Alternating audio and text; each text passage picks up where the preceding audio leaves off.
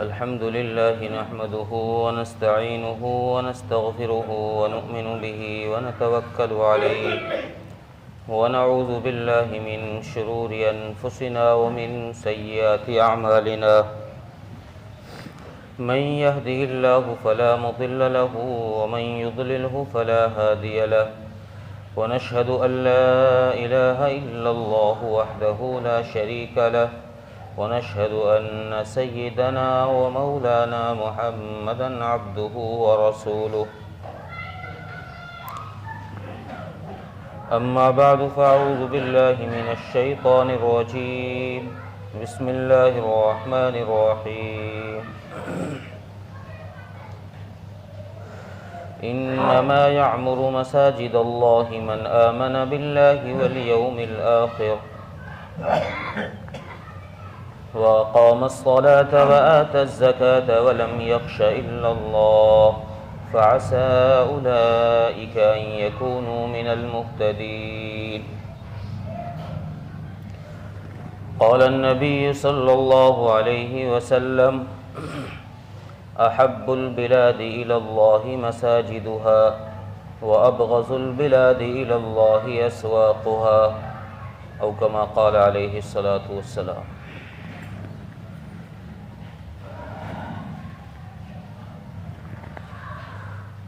واجب الاحترام بزرگوں، عزیزوں، غیور نوجوان دوستوں اور بھائیوں،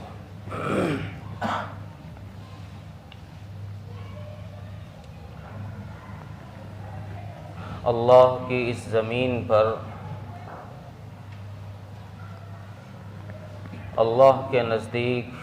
سب سے محبوب جگہ مساجد ہیں، اور اللہ کی نظر میں سب سے مبغوض جگہ بازار ہے۔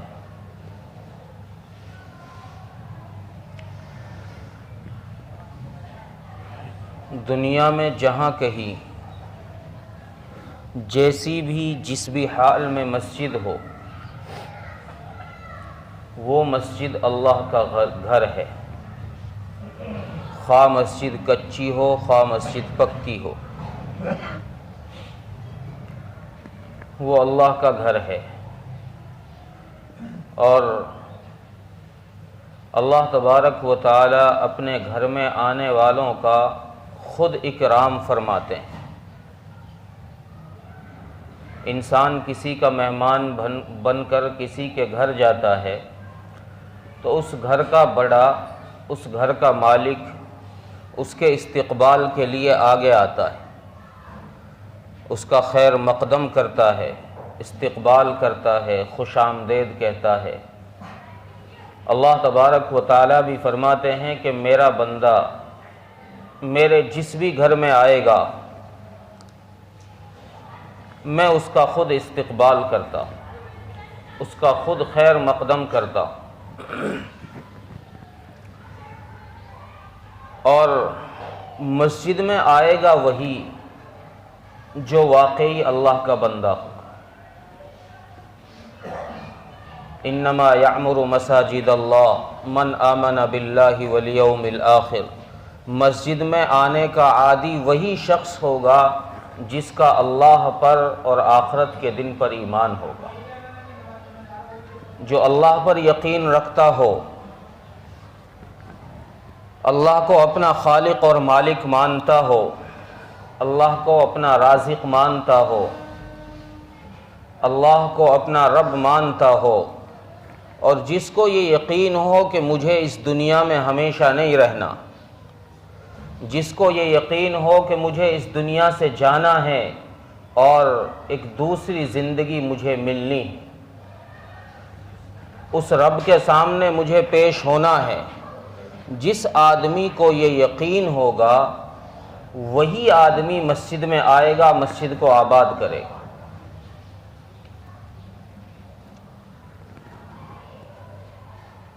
چنانچہ قرآن کریم سے یہ بات ثابت ہے کہ دنیا میں جتنی مساجد ہیں، زمین کی جس جگہ پر جس حصے پر مسجد قائم کر دی گئی ہے، خواہ و زمین کسی نے مسجد کے لیے دی ہو، ایک دفعہ مسجد کے لیے زمین وقف کرنے کے بعد وہ مسجد، وہ جگہ اللہ کی ہو جاتی، وہاں اللہ کی ملکیت ہے، اس میں کسی اور کا کوئی جھگڑا ہی نہیں ہے۔ دنیا میں بہت ساری جگہوں پر، بہت ساری مساجد میں لوگ آپس میں الجھ جاتے ہیں، جی میری مسجد ہے، جی میں نے جگہ دی ہے، میں نے تعمیر کرائی ہے، میرا حکم چلنا چاہیے، میری بات ماننی چاہیے، میرے مشورے پر عمل ہونا چاہیے۔ اللہ تبارک و تعالیٰ نے یہ بات کلیئر کر دی کہ یہاں یہ جگہ جس نے وقف کر دی ہے، اب یہ جگہ اللہ کی ملکیت میں ہے، یہاں کسی کا حکم نہیں چلے گا۔ اب یہاں اگر حکم چلے گا تو صرف انہی کا چلے گا جو اس کو آباد کرتے ہیں، جو اس کی صفائی ستھرائی کا خیال رکھتے ہیں، جو اس کی آبادی کی فکر رکھتے ہیں۔ اور جو لوگ، حدیث میں آتا ہے کہ جو لوگ مسجد کی آبادی کی فکر رکھتے ہیں، جو لوگ مسجد میں کثرت سے آتے ہیں، اللہ کے نبی صلی اللہ علیہ وسلم نے ارشاد فرمایا کہ جس کو تم مسجد میں کثرت سے آتا جاتا دیکھو، اس کے ایماندار ہونے کی گواہی دو کہ یہ آدمی مومن ہے، یہ آدمی ایماندار ہے، یہ آدمی دیانت دار ہے، یہ آدمی امانت دار ہے، دھوکے باز نہیں ہے، فراڈ نہیں ہے، یہ آدمی صحیح ہے۔ اور ایسے لوگوں کے متعلق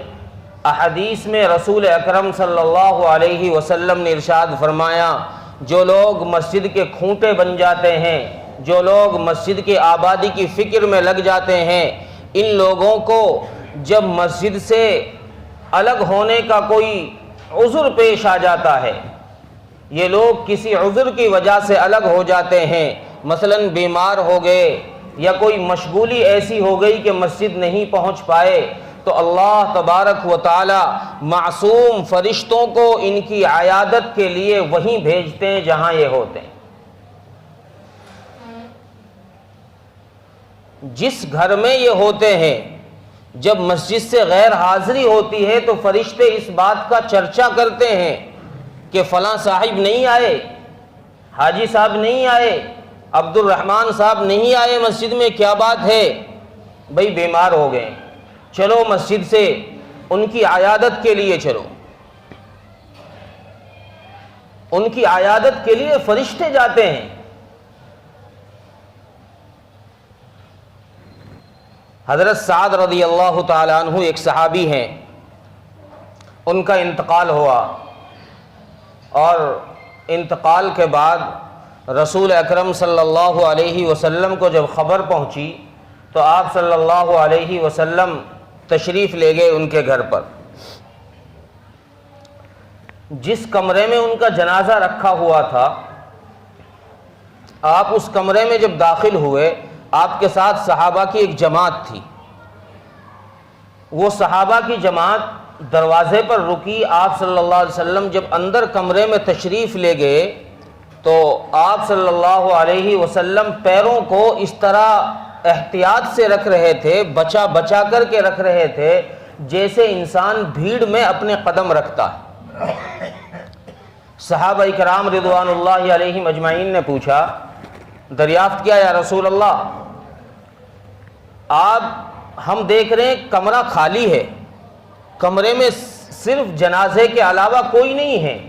اور آپ کمرے میں اس طرح داخل ہو رہے ہیں کہ گویا کمرہ بھرا ہوا ہو،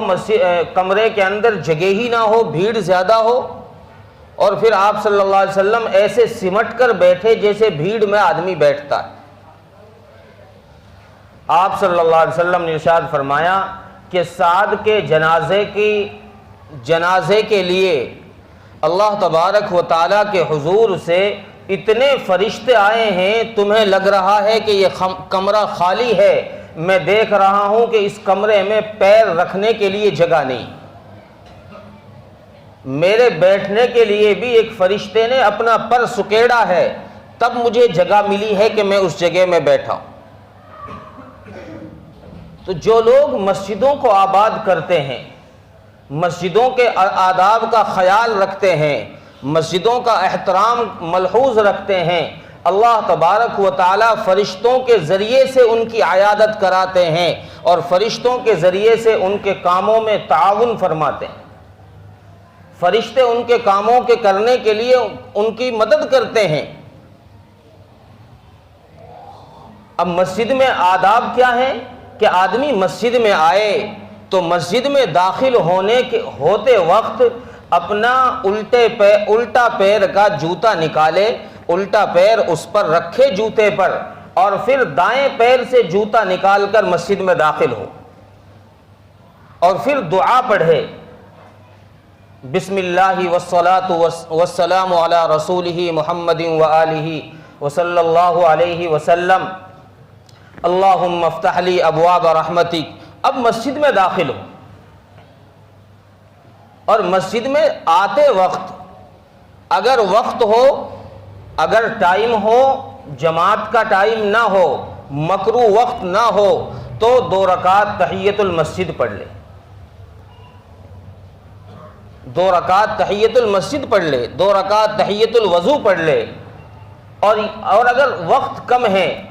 نماز سے پہلے کی سنتوں کا ٹائم ہے،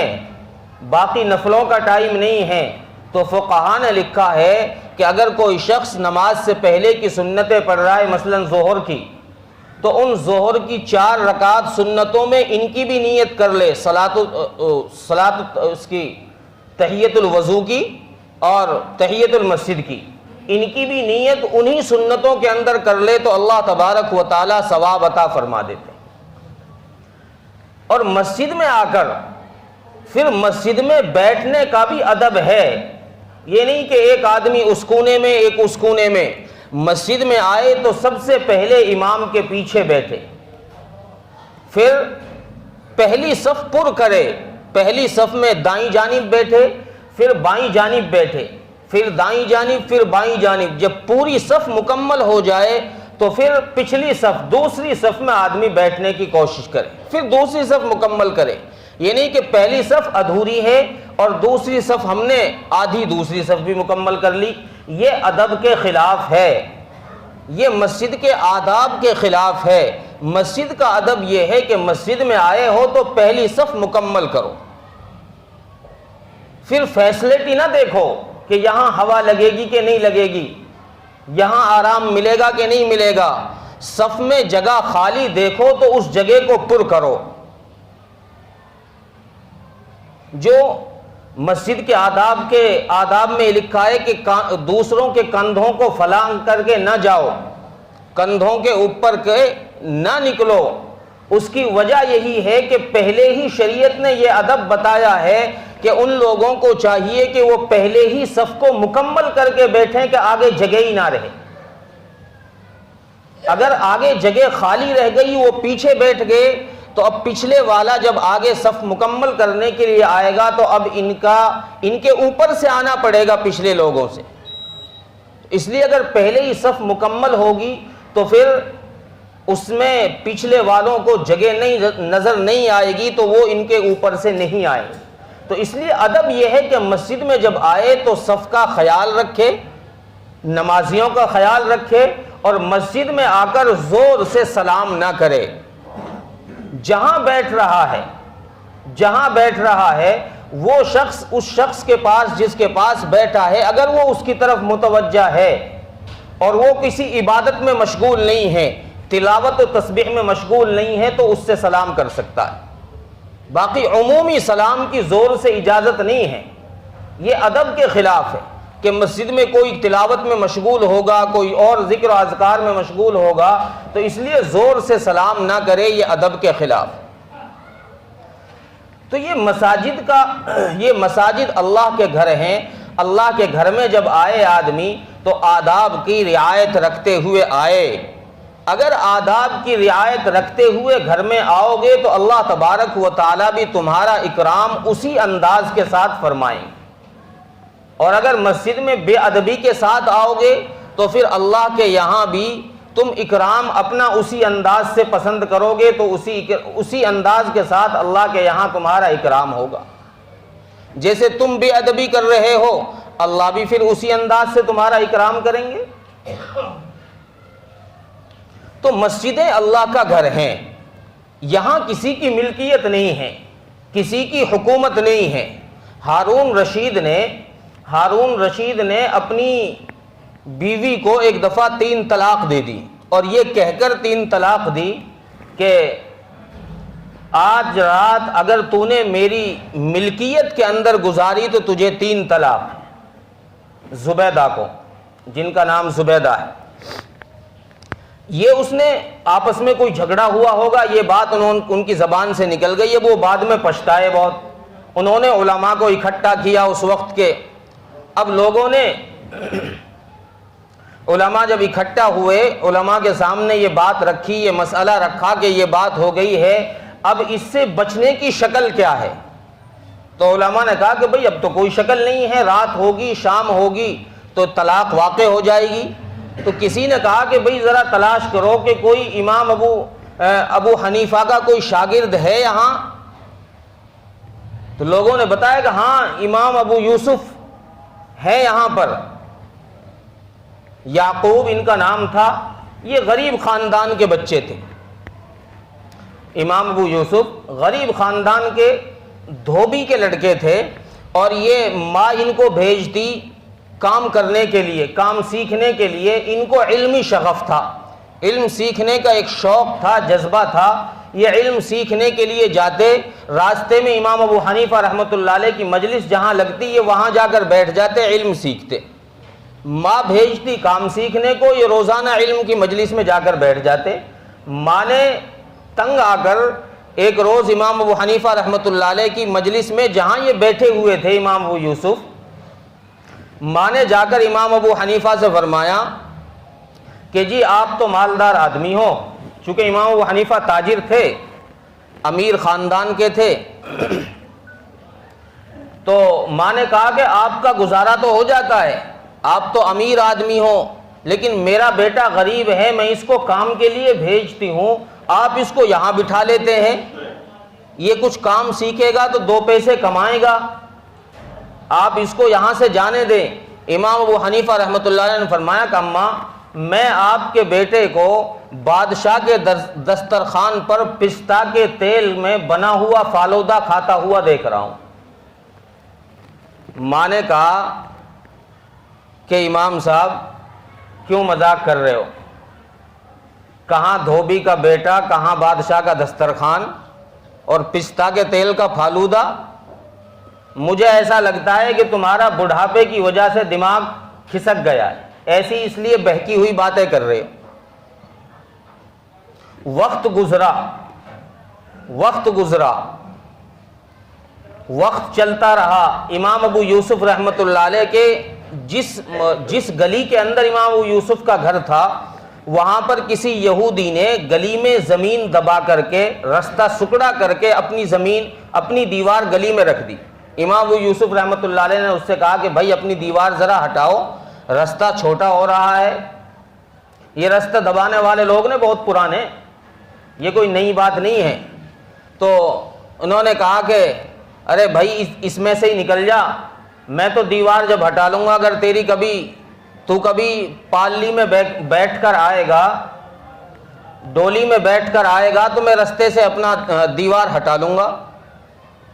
یہ وقت گزرا، جب ہارون رشید کے سامنے یہ مسئلہ پیش آیا تو امام ابو یوسف رحمۃ اللہ علیہ کو بلایا گیا، اور امام صاحب کے سامنے یہ مسئلہ رکھا کہ بھئی یہ طلاق مسئلہ یہ ہے کہ میں نے یہ کہا ہے اپنی بیوی سے کہ میری سلطنت میں اگر تو نے، میری ملکیت میں اگر تو نے رات گزاری تو 3 طلاق، کوئی حل ہو اس کا تو آپ بتائیے۔ امام ابو یوسف رحمۃ اللہ علیہ نے فرمایا کہ طلاق واقع نہیں ہوگی، طلاق واقع نہیں ہوگی۔ اب سارے علماء، پورے علماء کا مجمع ان کی طرف دیکھ رہا ہے، ان کی شکل کو ایک سوالیہ نظر سے کہ کیا کہہ رہے ہیں۔ سارے علماء کا فتویٰ تو یہ ہے کہ طلاق واقع ہو جائے گی، یہ کہہ رہے ہیں طلاق واقع نہیں ہوگی۔ تو امام صاحب رحمۃ اللہ علیہ نے قرآن کی آیت پڑھ کے فرمایا کہ یہ مسجدیں اللہ کا گھر ہیں، یہاں کسی کی ملکیت نہیں ہے، لہذا اپنی بیوی سے کہو کہ رات مسجد میں گزارے، طلاق واقع نہیں ہو۔ امام ابو یوسف رحمۃ اللہ علیہ کی اس جواب پر ہارون رشید نے 1,00,000 دینار انعام میں دیے اور یہ کہا کہ آج سے امام ابو یوسف میری حکومت میں چیف جسٹس رہے گا، اور اپنے سپاہیوں کو حکم دیا کہ ان کو پاللی میں بٹھاؤ، ڈولی میں بٹھاؤ اور گھر چھوڑ کر آؤ۔ امام ابو یوسف رحمۃ اللہ علیہ کو ڈولی میں بٹھایا، جو بادشاہی ڈولی ہوتی تھی اس میں بٹھایا، فوجیوں نے اٹھایا اور ان کے گھر لے کر گئے۔ جب اس جگہ پہنچے جہاں وہ دیوار اس یہودی نے رکھی تھی تو امام صاحب نے فرمایا پر ذرا روکو، نیچے بٹھاؤ۔ نیچے ڈولی رکھی تو اس یہودی سے کہا او بھائی باہر نکل، اب دیکھ لے میں ڈولی میں بیٹھ کر آ گیا ہوں، اپنی دیوار ہٹا لے۔ اس نے بھی، اس کے بھی کان کھڑے ہو گئے، بھائی چیف جسٹس بن گیا، کچھ بھی حکم دے دے گا، دیوار ایک طرف کر لو۔ تو اس یہودی نے اپنی دیوار ہٹا۔ تو یہ مساجد جو ہیں یہ اللہ کی ملکیت ہیں، کسی کی نہیں۔ اس لیے ان مساجد کو آباد بھی وہی لوگ کرتے ہیں، ان کے آبادی کی فکر بھی وہی لوگ کرتے ہیں جو اللہ پر اور آخرت کے دن پر ایمان رکھتے ہیں۔ اس لیے ہم سب کو بھی چاہیے کہ ہم مساجد کو آباد کرنے کی فکر کریں اور مساجد کے آباد کرنے کی کوشش میں اپنا وقت لگائیں۔ اللہ تبارک و تعالی عمل کی توفیق عطا فرمائے۔ وآخر دعوانا الحمدللہ رب العالمین۔